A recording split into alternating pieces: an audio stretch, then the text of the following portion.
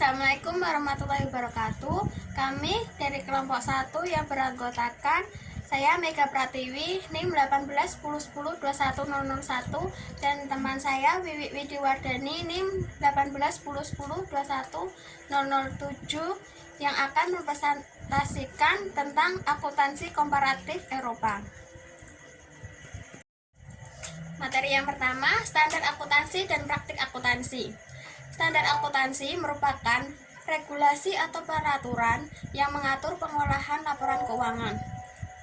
Banyak praktik yang menyimpang dari yang diharuskan standar, yaitu 1. Hukuman untuk kegagalan dengan pernyataan akuntansi resmi dianggap lemah atau tidak efektif. 2. Perusahaan bisa dengan sukarela melaporkan lebih banyak informasi daripada yang diharuskan. 3. Beberapa negara mengizinkan perusahaan untuk keluar dari jalur standar akuntansi jika hal tersebut menggambarkan hasil operasi dan posisi keuangan perubahan yang lebih baik. Laporan keuangan. Laporan keuangan IFRS terdiri atas neraca gabungan, laba rugi, laporan kas, laporan perubahan ekuitas, dan catatan penjelasan. Ungkapan catatan harus mencakup 1. Kebijakan akuntansi yang diikuti. 2. Penilaian yang dibuat oleh manajemen dalam menerapkan kebijakan akuntansi yang penting. 3. Asumsi utama mengenai masa depan dan sumber penting tentang ketidakpastian estimasi. Patokan akuntansi. 1. Goodwill yang negatif harus segera diakui dalam pendapatan. 2. Entitas-entitas yang dikontrol bersama bisa dibukukan, baik untuk gabungan yang proporsional atau metode ekuitas. 3. Penanaman modal dalam perusahaan gabungan dibukukan dalam metode ekuitas. 4. Translasi laporan keuangan dari operasi asing didasarkan pada konsep mata uang fungsional.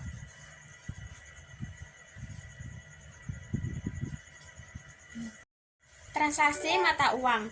Mata uang fungsional merupakan lingkungan ekonomi utama di mana entitas asing tersebut beroperasi. Mata uang tersebut bisa berupa mata uang yang sama yang digunakan oleh perusahaan induk untuk menyusun laporan keuangannya, atau mata uang berbeda, mata uang asing. Jika entitas asing memiliki mata uang fungsional yang berbeda dari mata uang yang dalam laporan perusahaan induk, maka laporan keuangannya akan ditranslasikan dengan menggunakan tarif yang ada dengan menyesuaikan hasil translasi yang dicangkup dalam ekuitas pemegang saham. 1. Metode tarif setempat. Aset dan pertanggungjawaban ditransaksikan pada tingkat bursa akhir tahun. 2. Pendapatan dan pembelanjaan ditransaksikan pada tingkat transaksi atau dalam praktiknya tingkat rata-rata. Jika entitas asing memiliki mata uang fungsional yang sama dengan mata uang laporan perusahaan induk, laporan keuangan ditransaksikan. 1. Tingkat akhir tahun untuk artikel moneter. 2. Tingkat bursa berdasar tanggal transaksi untuk artikel non-moneter yang diterima pada nilai perolehan. 3. Tingkat bursa berdasarkan tanggal penilaian untuk artikel non-moneter yang diterima pada nilai wajar. Sistem akuntansi keuangan 5 negara. 1. Prancis. Menganut Code Law, Undang-Undang Akuntansi pertama diakui pada September 1947. Pengaturan dan pembinaan akuntansi.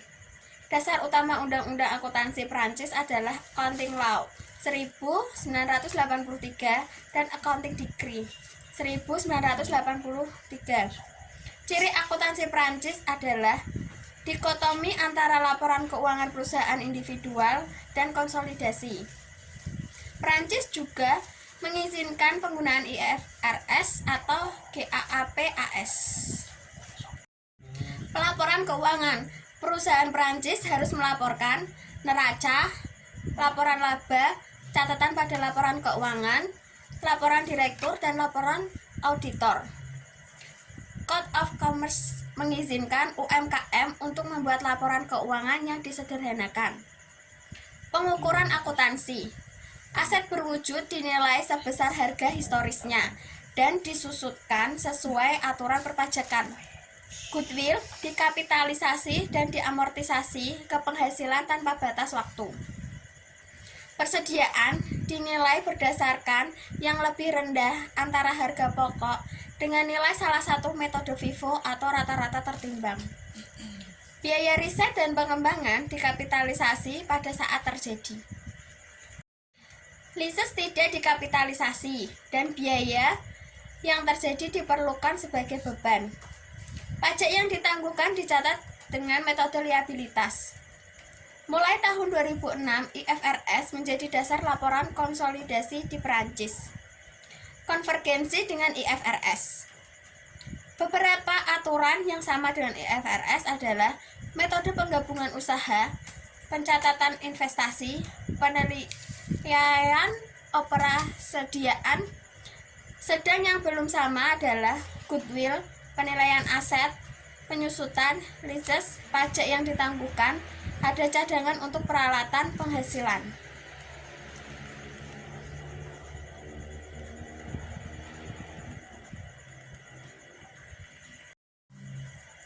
Dua, Jerman menganut code law sehingga standar akuntansi di Jerman tergantung pada undang-undang.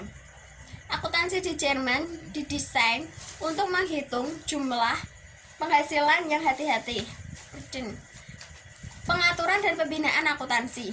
Standar akuntansi di Jerman, GASB, diawasi oleh GASC yang didirikan pada 1998 dan bertugas untuk mengembangkan standar Jerman yang cocok dengan standar internasional. Pelaporan keuangan: 1. Neraca, 2. Laporan penghasilan, 3. Catatan, 4. Laporan manajemen, 5. Laporan auditor.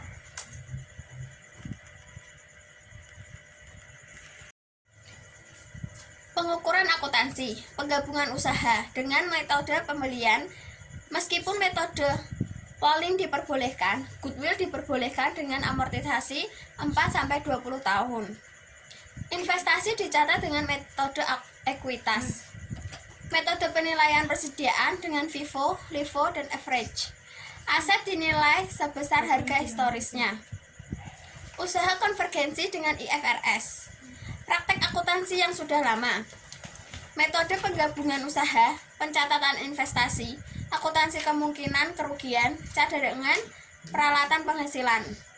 Praktek akuntansi yang belum sama, goodwill, penilaian aset, penyusutan aset, penilaian persediaan, leases, pajak yang ditangguhkan. Sistem akuntansi negara dengan kebangkitan ekonomi. 3. Republik Ceko. Sejak 1946 menggunakan sistem sosialis di bawah Uni Soviet. Tetapi mulai 1989 negara ini beranjak menggunakan standar barat dan mengadakan penswastaan 2 periode. Penswastaan ini gagal dan perekonomian tetap di tangan pemerintah. Penswastaan terakhir terjadi pada tahun 2005. Tahun 2004, Ceko bergabung dengan Uni Eropa. Peraturan dan pembinaan akuntansi. Undang-undang akuntansi disetujui pada 1 Januari 1991 dan berlaku 1 Januari 1993.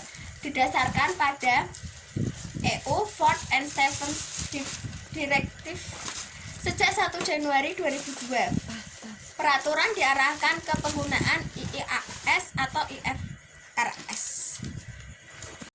Terima kasih. Selanjutnya saya akan menyampaikan tentang pelaporan akuntansi untuk Republik Ceko, di mana laporan keuangan terdiri atas neraca, laporan laba dan rugi, dan juga catatan. Pengukuran akuntansi, di mana penggabungan usaha dilakukan dengan metode akuisisi atau pembelian.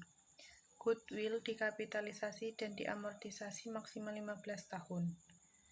Persediaan dinilai dengan lokom. Penilaian persediaan yang diperbolehkan adalah FIFO dan rata-rata tertimbang. Pencatatan investasi dengan metode ekuitas. Penilaian aset dengan biaya historis. Penyusutan berdasarkan manfaat ekonomi. Akuntansi kemungkinan kerugian diakrualkan. Leases tidak dikapitalisasi. dan pajak yang ditangguhkan diaktualkan. Konvergensi dengan IFRS. Aturan yang sudah sama adalah metode akuntansi penggabungan, pencatatan investasi, penyusutan aset, penilaian persediaan, akuntansi kemungkinan kerugian, pajak yang ditangguhkan. Sedangkan untuk aturan yang belum sama adalah pencatatan goodwill, penilaian aset, leases, pencadangan untuk perataan penghasilan. Selanjutnya yang keempat, negara Belanda menganut Code Law, sehingga pengaturan akuntansi diatur oleh negara, di mana pengaturan dan pembinaan akuntansi sejak tahun 1970 diperkenalkan mandatory audit, yang mendorong pembentukan Tripartite Accounting Group, yang diganti dengan Council of Annual Report pada tahun 1981. Dengan pelaporan keuangan meliputi neraca, laporan laba rugi, catatan laporan direksi, dan informasi lain yang dianggap perlu. Sedangkan pengukuran akuntansi yang pertama, penggabungan usaha umumnya menggunakan metode pembelian. Yang kedua, goodwill dikapitalisasikan dan diamortisasi maksimal 20 tahun. Dengan metode ekuitas baru digunakan jika investor berpengaruh secara signifikan. Yang ketiga, rekomendasi Dewan tentang translasi falas sesuai dengan IAS nomor 21. Aset berwujud diukur dengan nilai sekarang. Harga historis yang dicantumkan untuk keperluan pajak. Karena penerapan aturan yang sangat fleksibel, maka ada peluang untuk praktek perataan penghasilan. Untuk usaha konvergensi dengan IFRS, peraturan yang sudah sama, akuntansi penggabungan usaha, pencatatan investasi untuk perusahaan asosiasi, penilaian aset, penyusutan aset tetap, akuntansi kemungkinan kerugian, leases, serta pajak tangguhan. Untuk yang belum sama adalah pencatatan goodwill, penilaian persediaan, perataan penghasilan. Yang kelima adalah Inggris, yang merupakan negara pertama di dunia yang mengembangkan profesi akuntansi dengan menganut common law. Pengaturan dan pembinaan akuntansi. Sumber utama standar akuntansi keuangan di Inggris adalah Undang-Undang Perusahaan dan Profesi Akuntansi. Standar akuntansi disahkan oleh CCAP yang kemudian diubah menjadi ASC, yang mengikat 6 badan akuntansi di Inggris, yang bertugas mengumumkan SSABS. Sedangkan untuk pelaporan keuangan, merupakan yang paling komprehensif di dunia. Laporan keuangan meliputi laporan direktur, laporan laba rugi, neraca, laporan arus kas, laporan total keuntungan dan kerugian yang diakui, catatan, dan laporan audit. Sedangkan untuk pengukuran akuntansi, yang pertama, metode akuisisi dan merger atau pooling of interest yang diperbolehkan dalam penggabungan usaha. Yang kedua, aset dapat dinilai dengan biaya historis, nilai wajar maupun campuran keduanya. Yang ketiga, leases dikapitalisasi dan kewajiban leases dibukukan sebagai hutang. Selanjutnya, persediaan dinilai sebesar yang lebih rendah antara harga pokok dengan FIFO atau average. Metode LIFO dilarang di Inggris. Mulai Januari 2005, semua perusahaan Inggris boleh menggunakan IFRS sebagai pengganti UKGAAP. Sedangkan usaha konvergensi dengan IFRS, persamaan UKGAAP dengan IFRS, yaitu metode penggabungan usaha, pencatatan investasi, penilaian aset, penyusutan, penilaian persediaan, akuntansi kerugian, leases, pajak yang ditangguhkan. Sedangkan perbedaan IFRS dalam hal ini adalah perlakuan terhadap goodwill, adanya pencadangan untuk perataan penghasilan. IFRS dalam Uni Eropa. Perusahaan terdaftar laporan keuangan gabungan. Untuk Republik Ceko, Prancis, Jerman, Belanda, serta Inggris diharuskan. Untuk poin kedua, perusahaan terdaftar laporan keuangan perusahaan pribadi. Untuk Republik Ceko diharuskan, Prancis dilarang, Jerman diperbolehkan tapi hanya untuk tujuan informasional, sedangkan Belanda dan Inggris diperbolehkan. Poin ketiga, perusahaan tidak terdaftar laporan keuangan gabungan. Untuk Republik Ceko, Prancis, Jerman, Belanda, serta Inggris dibolehkan. Poin keempat, perusahaan tidak terdaftar laporan keuangan perusahaan pribadi. Untuk Republik Ceko dilarang, Prancis dilarang, Jerman diperbolehkan tapi hanya untuk tujuan informasional, Belanda dan Inggris diperbolehkan. Sedangkan perbedaan akuntansi Eropa yaitu kombinasi bisnis pembelian atau penyatuan. Untuk IFRS, Perancis, Jerman, Republik Ceko, Belanda, serta Inggris adalah pembelian.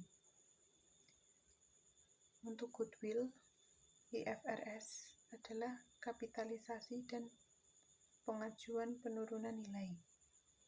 Untuk Perancis, kapitalisasi dan amortisasi. Untuk Jerman, Republik Ceko, Belanda, serta Inggris sama dengan Perancis, yaitu kapitalisasi dan amortisasi. Untuk asosiasi, IFRS, Perancis, Jerman, Republik Ceko, Belanda, serta Inggris dengan menggunakan metode ekuitas. Untuk valuasi aset, untuk IFRS, harga perolehan dan harga pasar. Untuk Perancis, harga perolehan. Untuk Jerman dan Republik Ceko, harga perolehan, serta Belanda dan Inggris, harga perolehan dan harga pasar. Beban depresiasi. Untuk IFRS adalah dasar ekonomi. Untuk Perancis dan Jerman, dasar pajak. Serta Republik Ceko, Belanda, dan Inggris adalah dengan menggunakan dasar ekonomi. Untuk perbedaan praktik akuntansi Eropa. Valuasi persediaan LIFO. Untuk IFRS, Perancis, Republik Ceko, dan Inggris tidak diizinkan. Untuk Jerman dan Belanda diizinkan. Kemungkinan rugi. Untuk IFRS, Perancis, Jerman, Republik Ceko, Belanda, serta Inggris diakui. Pinjaman dana. Untuk IFRS dikapitalisasi. Untuk Perancis, Jerman, Republik Ceko tidak dikapitalisasi, dan Belanda serta Inggris dikapitalisasi.